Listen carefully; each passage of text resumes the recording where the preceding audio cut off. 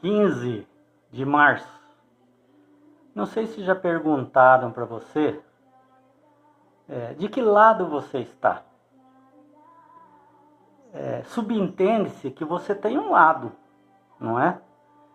Porque, vamos supor, nas eleições, perguntaram, que lado você está? E se você está assistindo um jogo de futebol, que lado você está? Você está torcendo para quem? Você gosta mais de quem? Não é? Para quem te agrada mais? Não é? Qual a sua preferência? Então, nós temos esse privilégio de escolher. Vivemos num país que não é comunista, por exemplo, que fala, você tem que vestir esta roupa hoje. Todo mundo, o país inteiro vai vestir de preto, ou de branco, ou de outra cor. E ai daquele que não fazer isso, né? Olha, o país está mandando você ir para a guerra, você tem que ir. Ai de você não fazer isso, você não tem escolha. Mas com Deus você tem escolha. Então, há uma pergunta que nós vamos fazer hoje. De que lado você está? Mateus 6:24 diz assim: ninguém pode servir a dois senhores, porque um dos dois ficará aborrecido, pois amará um e desprezará o outro. Você não pode servir a Deus e as riquezas. Está em Mateus 6:24. Aqui, a riqueza representa um perigo, porque existe muita oportunidade para fazer o que Deus não quer. O pobre não tem tantas opções. Tem bastante também. Mas o rico tem muito atrativo. Alguma coisa do mundo puxando a gola da sua camisa, a manga da sua camisa, dando aquela cutucada, dizendo, olha aqui e tal. Que tal isso aqui? Então a riqueza propicia essas coisas. Então, o que Deus está dizendo aqui é que não está dizendo assim, olha, cuidado com as riquezas. Você não pode servir a riqueza. Você tem que usufruir da riqueza e não servir como um escravo à riqueza. Servir, você tem que servir a Deus. Buscar em primeiro lugar. Agora, as riquezas, você não pode colocar em primeiro lugar, como se fosse um Deus. Por quê? Pedro está dizendo aqui, pelo Espírito Santo, que é impossível você servir a riqueza e servir a Deus também. Nenhum dos grandes ricos que a gente vê na Bíblia amou as riquezas. Pelo contrário, quem amou as riquezas se deu mal. Nós vemos Ló, se deu mal. Balaão se deu mal. Anani e Safira se deu mal. Judas se deu mal. Enfim, podemos falar muitas coisas aqui que ajudaria a gente entender que a parte de servir tem que ser um só.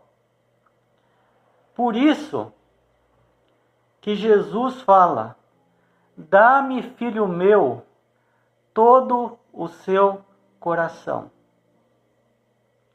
E está escrito em Marcos 12:30, ame o Senhor, seu Deus, de todo o seu coração, de toda a sua alma, de todo o seu entendimento e com toda a sua força.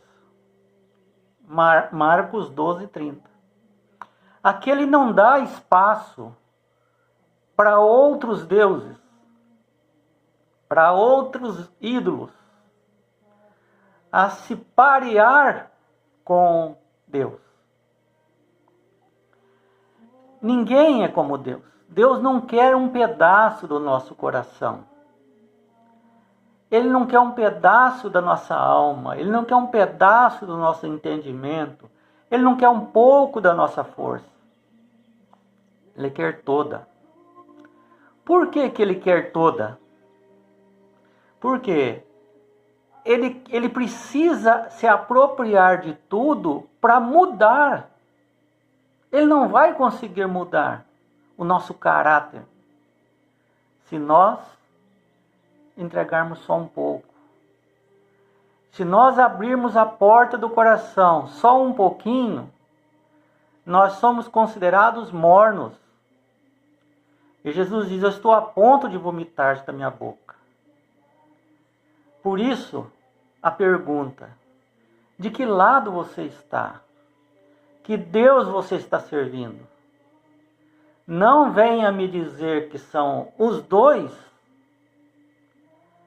Eu amo a minha riqueza e amo também a Deus, porque o próprio Deus diz assim, que isso é impossível. Ninguém pode servir a dois senhores. E não é que é difícil, é impossível.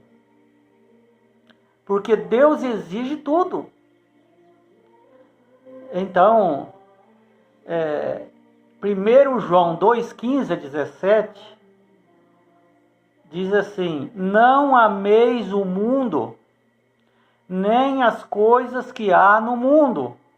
Aí ele fala 3 coisas que há no mundo e que nós não devemos amar. Ou seja, não devemos cultivar para nós. Concupiscência da carne, ou seja, atos carnais, prostituição, vícios, todas as coisas que são da carne. A carne tem vontade de fazer, roubar, matar, deixar de perdoar, enfim, as coisas que é da nossa natureza pecaminosa. Nós não devemos achar que é bonito isso. Não devemos justificar, porque isso é uma concupiscência da carne. E assim, não se deve fazer isso.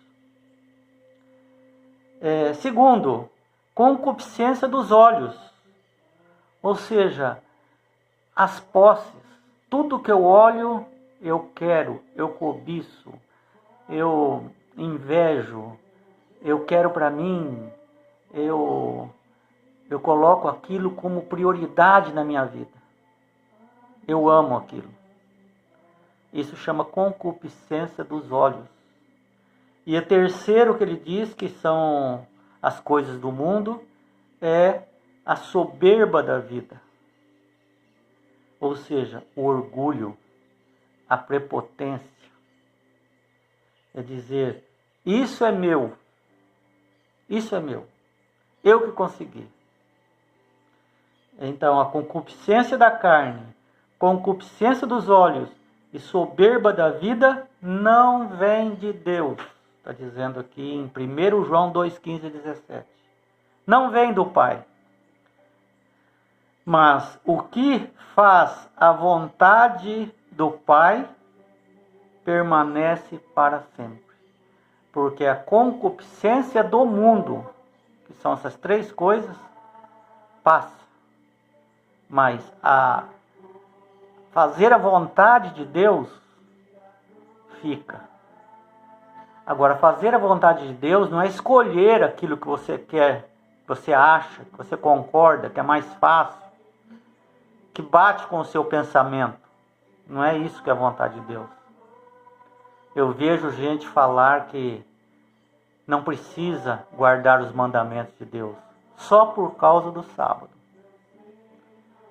Porque não querem guardar o sábado. Acham que tem que guardar o domingo. E aí não é fazer a vontade de Deus. Porque Deus escreveu com seu dedo nas tábuas dos 10 mandamentos. Lembra-te do dia do sábado para o santificar. Tem pessoas que concordam com tudo, mas executam o divórcio sem motivo e acha que está certo. Não, eu estou certo. Tem gente que mente, tem gente que fofoca, tem gente que inventa. Isso são concupiscências. E falando sinceramente, quem de nós já não fomos cutucados por essas concupiscências? Não existe ser humano que já não foi cutucado por essas concupiscências. Porque dentro de nós tem uma natureza que gosta da concupiscência. Não adianta negar. Nossa natureza é propensa a gostar do que Deus não gosta. Isso nós herdamos de Adão e Eva. Está implantado em nós. Ninguém passa sem isso. Só Jesus Cristo passou sem isso. E Adão e Eva antes do pecado. Essa concupiscência, nossa natureza gosta. São milhares de concupiscências, se fosse enumerar. E são muito perigosas. Mas às vezes vem no nosso pensamento algum tipo de concupiscência. Isso não é pecado, porque é da nossa natureza. Só não podemos demorar o nosso pensamento nisso, porque às vezes vem como um relâmpago na nossa cabeça. Mas nós temos a capacidade de não querer essa concupiscência e mudar o pensamento. Mude o pensamento, porque nenhum pecado é executado sem passar antes pela mente, pelo pensamento. Então, se você tirar do pensamento, não vai virar pecado, né? E assim, não é considerado como pecado. Em Colossenses 3:2 diz assim: pensai nas coisas do alto, não daqui da terra, né? Pensai nas coisas do alto, e não nas que são daqui da terra. Colossenses 3:2. Isso, lógico, nós vamos pensar no nosso emprego, nós vamos pensar na nossa família, nós vamos pensar... são tantas coisas, não é isso que a Bíblia está dizendo. Ela está dizendo para não colocar aquilo, endeusar aquilo. Como se fosse mais importante do que o próprio Deus. Porque a nossa natureza fala a nós. A concupiscência que está dentro de nós fala e apela para nós alguma coisa. Mas Deus também fala para nós. Quem que nós vamos servir? Quem que nós vamos ouvir? Quem nós vamos obedecer? Aquele que nós obedecemos, aquele que nós colocamos nosso coração, é esse que nós servimos.